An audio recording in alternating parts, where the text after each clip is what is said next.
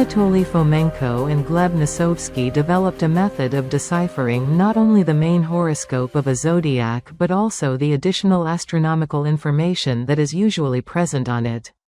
Moreover, this extra information usually suffices to reject all the unnecessary solutions and define the date for a given zodiac quite unambiguously. Let us emphasize that the solution turns out unambiguous even if we are to consider a certain vagueness of the primary horoscope, as well as the secondary information that it contains. Furthermore, even if the primary horoscope was deciphered with errors for some reason, the secondary information it contains is most likely to render the incorrectly deciphered version void of solution. Since when we have too many astronomical conditions to account for, their chance combination upon the real celestial sphere becomes highly improbable. The volume of necessary calculations will naturally grow, since one has to perform them for several horoscope variants for each zodiac. Each one of those can generate a whole series of acceptable solutions on the historical interval. The total number of solutions for a single zodiac can approach and even exceed 100. Each one of them needs to be tested for correspondence with the zodiac's secondary astronomical data. This procedure is impossible without modern computers and state-of-the-art astronomical software. The authors of the method had to develop their own computer program HORIZ, which serves the purpose of searching all the dates from the historical interval for real manifestations of given planet dispositions in zodiacal constellations.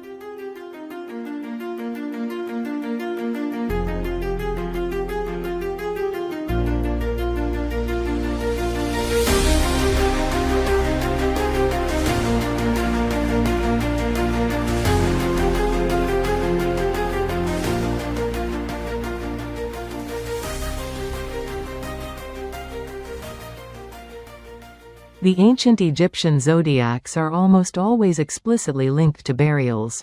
Let us read the description of the British Museum's Egyptian collection, for instance. Nearly all of the Egyptian zodiacs mentioned in these descriptions are drawn upon the inside of the ancient Egyptian coffin lids. The zodiacs cover the mummy in a way. Therefore, the dating ciphered in such a zodiac is most likely to bear direct relation to the deceased, being the year of his birth, or death, or both, if there are several horoscopes in a zodiac, which is the case sometimes. The inside of a coffin's lid would usually be decorated with a drawing of the goddess Nut symbolizing the celestial sphere as well as the 12 signs of the Greek zodiac. In other words, the sarcophagi were decorated with Egyptian zodiacs. Most of the Egyptian zodiacs examined in the first part of this series are also associated with burials. Thus, a clear impression arises that Egyptian zodiacs were part of the funeral rite. It is natural to assume that they were intended to record dates related to the deceased, such as the dates of death, birth, and possibly other significant dates in their life. But why would these dates have to be ciphered in a horoscope and not written normally? The ancient Egyptians must have been well versed in chronological issues already, realizing that the usual everyday method of date transcription, counted from the beginning of some reign, or according to some era, is far from eternal. Some new reference point for the beginning of an era may eventually be introduced, and the old one forgotten. Therefore, another method of transcribing the dates for the dead departing into eternity was required, an eternal method, as it were. The horoscope was chosen as such a method, or the distribution of planets across zodiacal constellations. Astronomy must have been evolved to a sufficient extent by that time for people to realize that the recurrence of a zodiac on a celestial sphere is a very rare occurrence indeed. That means it can be used to transcribe a date. Such a transcription would be eternal as the sky itself. Naturally, one should not exclude the possibility that the date ciphered in the funereal zodiac had nothing to do with the birth or the death of the deceased and was related to some famous predecessor of his, the founder of his lineage, perhaps, with the zodiac calculated for his epoch in reverse. However, such cases must have been rather rare if they took place at all, and so the date of the horoscopes found on most Egyptian sepulchres can be considered to relate to either the birth or the death of the deceased. On the other hand, if it isn't a sepulchre that the horoscope is drawn upon, but rather a temple, it would be unlikely to refer to this temple's construction date. The date of a temple's construction as well as the circumstances related thereto in general don't usually occupy a crucial place in the murals of said temple, let alone ceiling artwork. The events depicted in temples with the utmost care and attention are usually the ones that the temple had been built to commemorate. They must have been old enough by the time of the temple's construction, since temples are usually built to commemorate ancient events and decorated accordingly, even in cases when the temple is built to commemorate a more or less recent event. The zodiacs discovered in the ancient Egyptian temples of Dendera and Esna are large reliefs carved in stone and placed on the ceiling of the temple's central chambers. If we are to make a comparison with the Russian temples, for instance, the Egyptian zodiacs will correspond to the artwork under the dome. Can one imagine a Russian church with a dome painting that tells the tale of its construction? No, this is never the case. Therefore, the most plausible assumption is that the datings on the zodiacs found in Egyptian temples relate to the life of the saint that the temple in question was built to commemorate and indicate the day of this saint's death, or other important events related to this character. For instance, if the ancient Egyptian temple was dedicated to the Nativity of Christ, a zodiac with Christ's birth date could easily be painted on the ceiling of this temple. The builders of the temple didn't have to remember the disposition of the planets for the day of the Nativity. The planetary disposition for the required date is most likely to have been calculated in reverse, which is a rather easy task due to the fact that planetary positions are given very roughly. It suffices for a given planet to be within the confines of a zodiacal constellation. Therefore, the calculation of a horoscope didn't require anything more esoteric than the knowledge of Ptolemy planetary theory. This task was perfectly feasible for the medieval and ancient astronomers. Therefore, the dating of a zodiac from an Egyptian temple as opposed to a zodiac from a sepulchre cannot serve for the dating of the actual temple. Nevertheless, it does serve to provide the bottom line of the latter. It is obvious that the temple could not have been built earlier than the date contained in its zodiac. However, it could have been built later than that date, and probably a great deal later as well. Several centuries later, perhaps.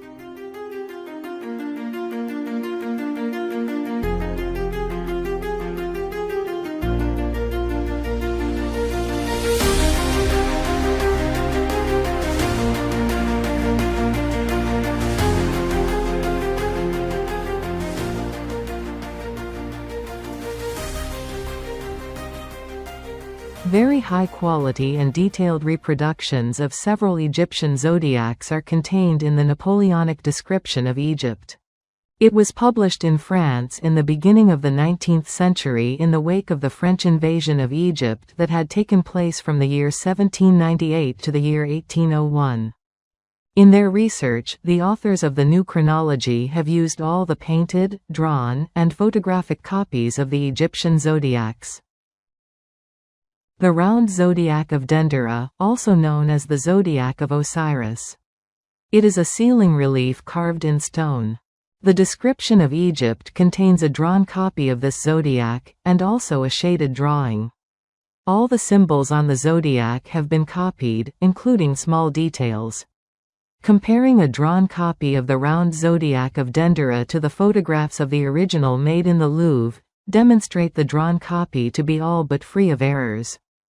The existing minor discrepancies only concern some details pertaining to mutual disposition of figures or certain finer points of writing hieroglyphs. There aren't many of these, although some of them proved to be important. In general, one can trust the illustrations from the Napoleonic description of Egypt, at least for rectangular-type zodiacs, where the details of mutual figure disposition are insignificant for the purposes of deciphering the zodiacs, since all the figures are presented in a row.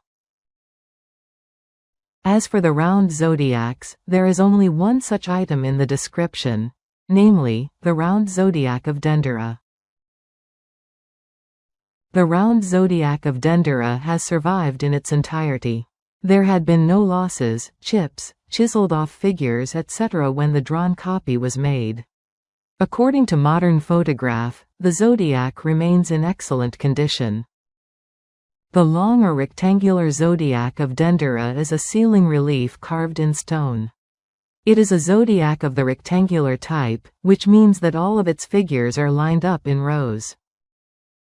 There is a shaded copy and a drawn copy of the long zodiac, likewise the round in the description. All the figures and symbols are drawn quite large and are clearly visible in the drawing. The long zodiac of Dendera also survived in its entirety. There are no traces of damage on the copies from the Napoleonic edition. The zodiac from the Greater Temple of Esna. A ceiling relief carved in stone. The description contains a drawn copy of the zodiac. The zodiac from the Greater Temple of Esna is of the rectangular type. According to the drawing in the Napoleonic edition, the zodiac had been in a very good condition when it was copied, with no missing details. The copy is a detailed and an accurate one. However, the hieroglyphic inscriptions on the plaques weren't copied, or had possibly already been lost by the time the copy was made. The zodiac from the Lesser Temple of Esna. A ceiling relief carved in stone. The description also contains a drawn and a shaded copy of the zodiac. A part of the zodiac had been chiseled off, which is how it was drawn by Napoleon's artists. The remaining part is in good condition. The zodiac from the ceiling of the sepulchre in the Valley of the Kings near Luxor. In the description, the sepulchre is called the first tomb of the kings in the West. The description contains a detailed copy of the zodiac in color. The zodiac is of the rectangular type without too many small details. The drawing from the description suffices for the purpose of analyzing the zodiac and dating it astronomically.